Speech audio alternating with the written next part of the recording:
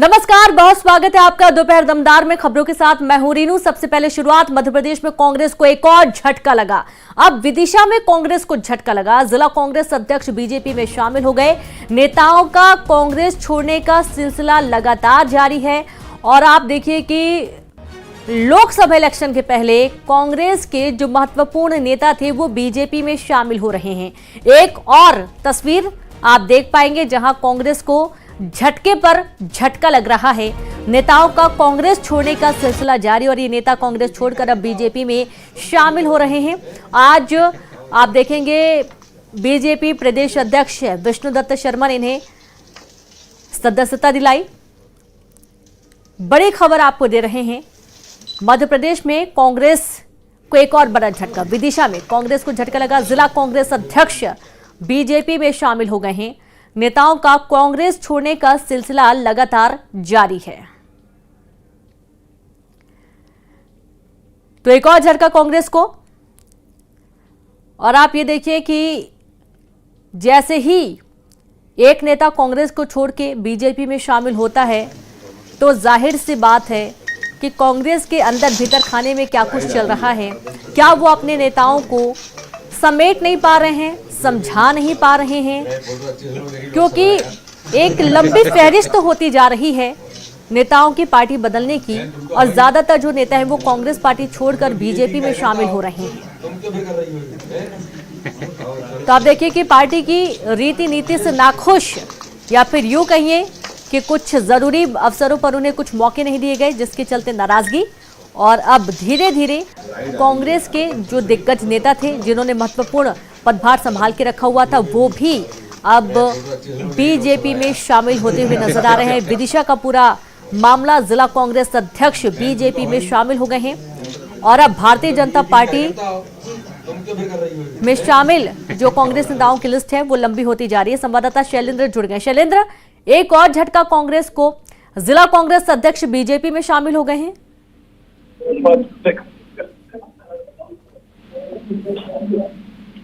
Hello जी शैलेंद्र, एक और बड़ा झटका कांग्रेस को लगा जहां जिला अध्यक्ष बीजेपी में शामिल हो चुके हैं।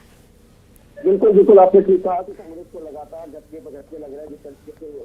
लग रहा है। जिस तरीके से देखा कि जबलपुर के महापौर ने पार्टी छोड़ी और अब बुंदेलखंड के नेताओं की बात करें या विदिशा के नेताओं की बात करें, उन्होंने भी पार्टी छोड़ी है। कुछ जो नेताओं ने आज बीजेपी की सदस्यता ग्रहण की है वो हमारे साथ मौजूद है।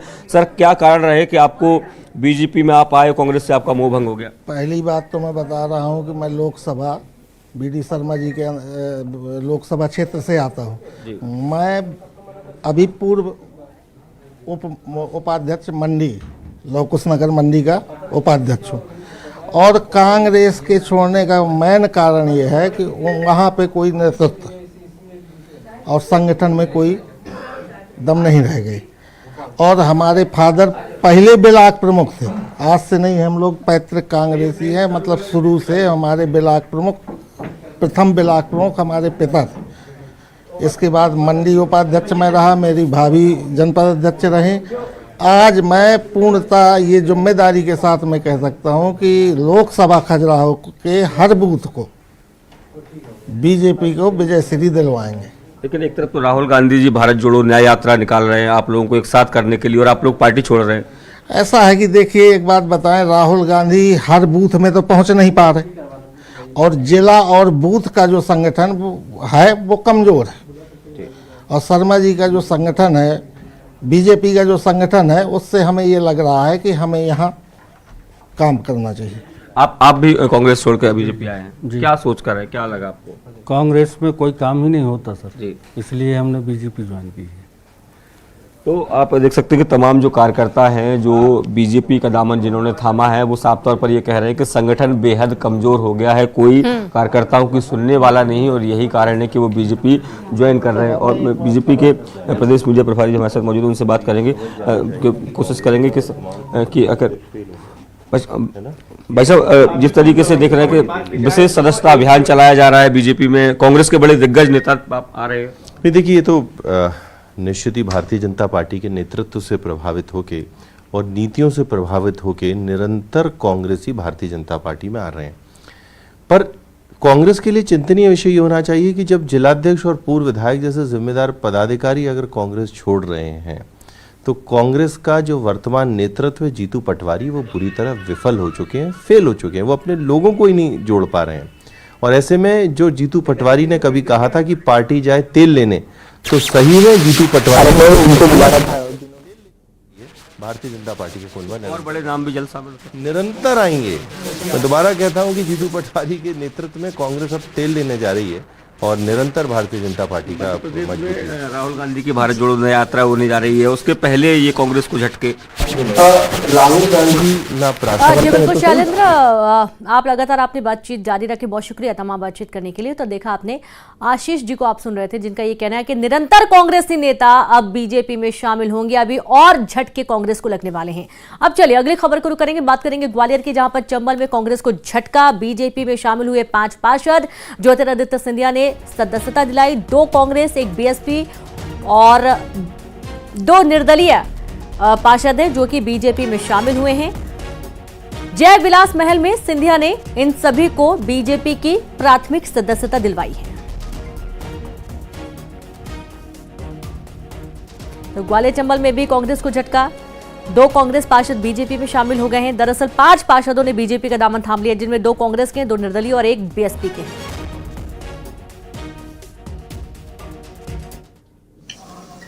श्रीमती गौरा जी हैं, हमारे पार्षद ग्वालियर में शामिल हुए। अशोकनगर में एक जिला पंचायत हमारे सदस्य अजय पाल जी दोबारा हमारे पार्टी में शामिल हुए हैं। और घाटी गांव में कप्तान सिंह गुजर जी जो पूर्व जनपद अध्यक्ष रहे हैं, वो भी आज पार्टी में शामिल हुए।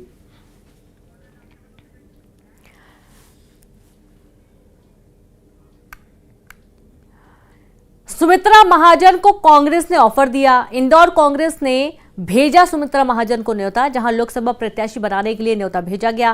कांग्रेस की टिकट पर चुनाव लड़ने का ऑफर दिया गया। सुमित्रा महाजन ने कमलनाथ को दिया था निमंत्रण, बीजेपी में शामिल होने का निमंत्रण भेजा गया था सुमित्रा महाजन की तरफ से। इंदौर से 8 बार सांसद रह चुकी हैं सुमित्रा महाजन, जिन्होंने पूर्व सीएम कमलनाथ को बीजेपी में शामिल होने का निमंत्रण भेजा था। और अब कांग्रेस ने इन्हें कांग्रेस की लोकसभा में टिकट देने के लिए कहा है और 8 बार की सांसद रह चुकी सुमित्रा महाजन को ऑफर दिया गया है कि वे कांग्रेस में शामिल हो जाएं, उन्हें लोकसभा में चुनाव लड़ाया जाएगा।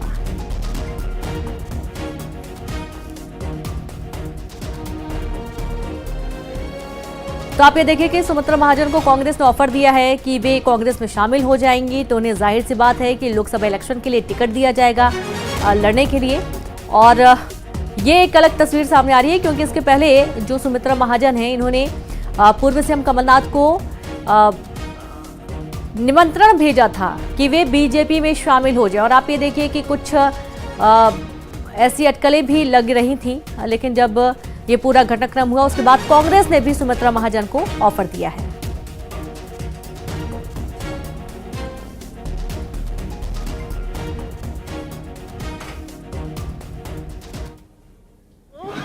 तो जरूर मैं कहूंगी, राम का आशीर्वाद लेके आओ, काम करो, काम के लिए आ जाओ। वो काम के लिए जो आना चाहता है वो हर गुणगान कर आनंद की वेला में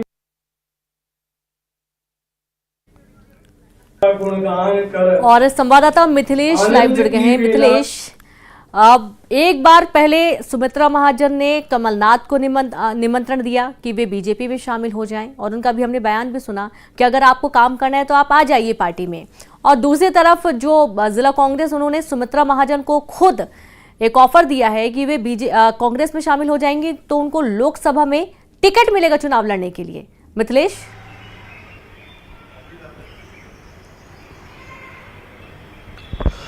देखिए रेणु, सबसे पहले मैं आपको बताना चाहूंगा कि पूर्व लोकसभा स्पीकर सुमित्रा महाजन जो है अक्सर राजनीतिक बयानबाजों से दूर रहती है। अगर बयानबाजी की बात की जाए तो वो उनके जो बयानबाजी कमी देखने को मिलता है, लेकिन कुछ दिन पहले उनका एक बयान भी सामने आया, एक पत्र की भी सामने आया कि जिसमें यह जिक्र किया गया था कि जय श्री राम के नारे के साथ में कमलनाथ बीजेपी में आ सकते हैं, उनका स्वागत है। और अगर अच्छे कार्यों के लिए बीजेपी में शामिल होना चाहते हैं, देख रहे हैं कि अगर देश बदल रहा है, बीजेपी भारत में जिस तरीके से काम कर रही है और पूरे देश को आगे लेकर चल रही है, तो शायद उस विकास कार्यों में अगर वो साथ देना चाहते हैं तो वो आ सकते हैं। अब इसको लेकर सियासत भी शुरू हो चुकी है। दूसरा पत्र जो यहाँ के संभागीय प्रवक्ता है उसके द्वारा लिखा गया है, कांग्रेस के द्वारा पत्र लिखकर यह कहा गया है कि जय श्री राम और संविधान बचाओ के नारे के साथ आप कांग्रेस ज्वाइन कर लीजिए ना। बकायदा आमंत्रण दिया गया है कि आपको भारतीय जनता पार्टी में आप हमारे साथ बीजेपी से पंकज चतुर्वेदी जी जुड़ गए। पंकज जी, ऑफर लेटर दिए जा रहे हैं, एक तरफ निमंत्रण दिया पहले सुमित्रा महाजन ने कमलनाथ को, और अब कांग्रेस की तरफ से उनको निमंत्रण भेजा जा रहा है कि आप आ जाइए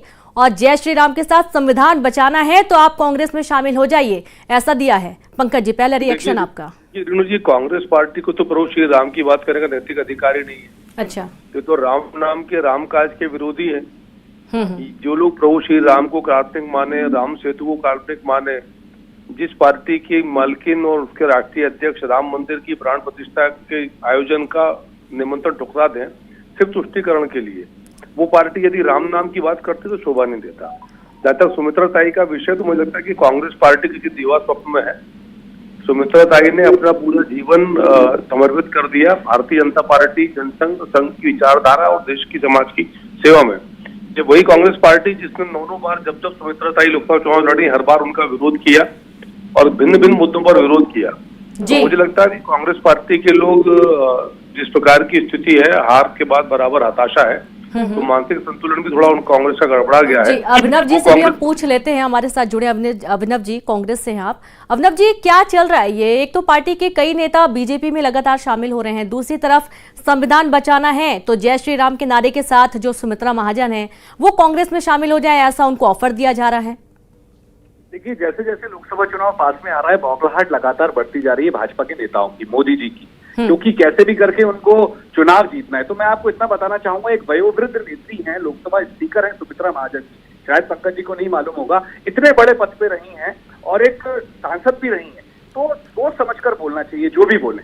तो आप सोचिए, उन्होंने बोला, न्योता दिया कमलनाथ जी को, तो हमारे एक संभागीय प्रवक्ता ने अपनी भावना दिखा दी। देखिए, भावना की बात है, उन्होंने अपनी तरफ से न्योता दे दिया कि आप आ जाइए, आप ज्वाइन कर लीजिए। ऐसी राजनीति की शुरुआत इनकी तरफ से हुई तो जवाब भी जबरदस्त करारा मिला।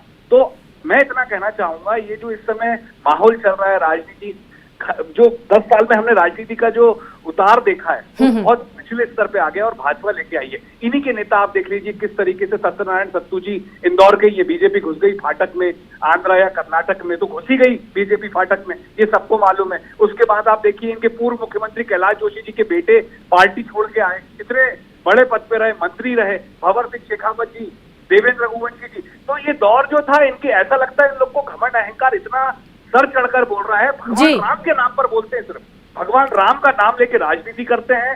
भाड़ में गए उनके लिए सारी चीजें, रोजगार की बात नहीं करेंगे, महंगाई की बात नहीं करेंगे। अब भगवान राम के नाम पर खामियाजा भी लगता है कांग्रेस को भुगतना पड़ ही रहा है। अभिनव जी, आप देखिए कि कितने सारे नेता यही बयान देकर जा रहे हैं बार बार बीजेपी में कि इन्होंने जो निमंत्रण था उसको ठुकरा दिया था, प्राण प्रतिष्ठा का, रामलला की प्राण प्रतिष्ठा का, और इसके चलते कई नेता बीजेपी में शामिल हो गए। बहुत शुक्रिया आप दोनों का बातचीत करने के लिए, अपने विचार रखने के लिए।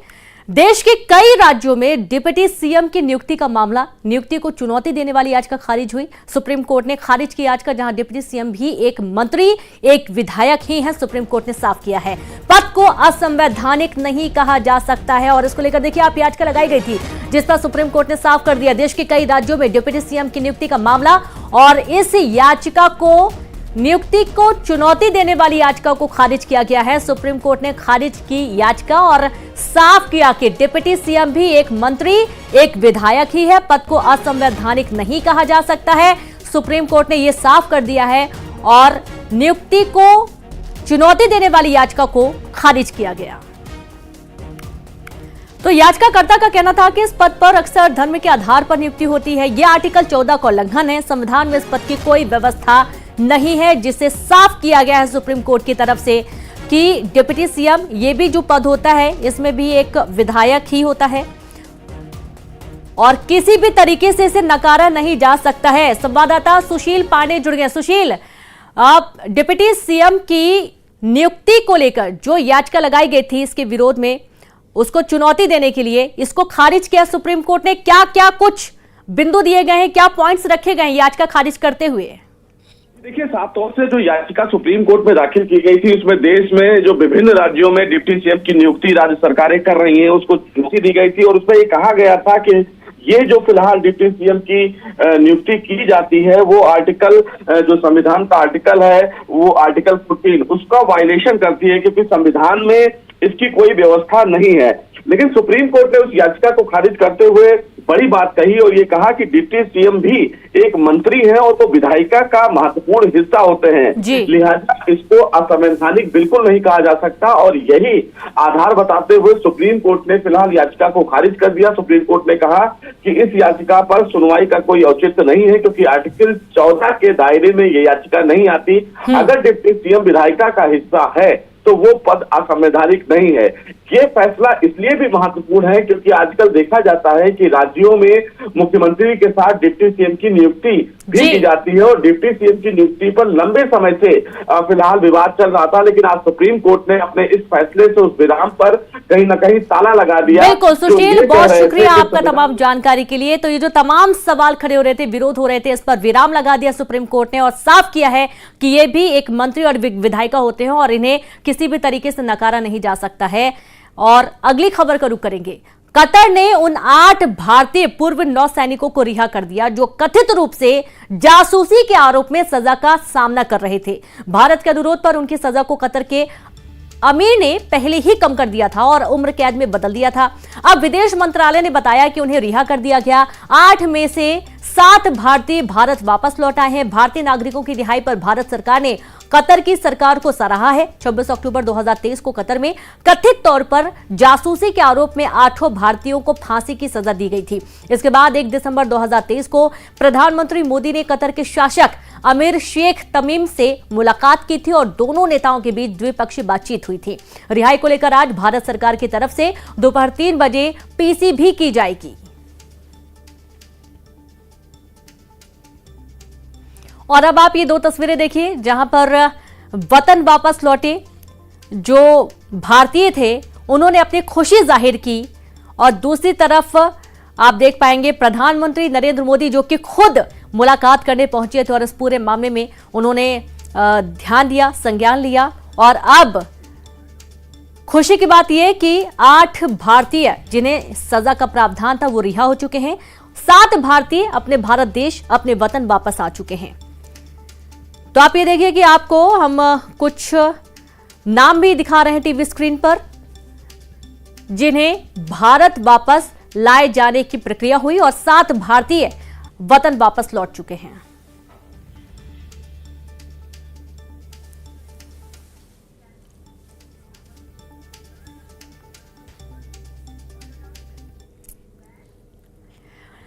और चलिए अब देखेंगे टॉप 20 खबरें।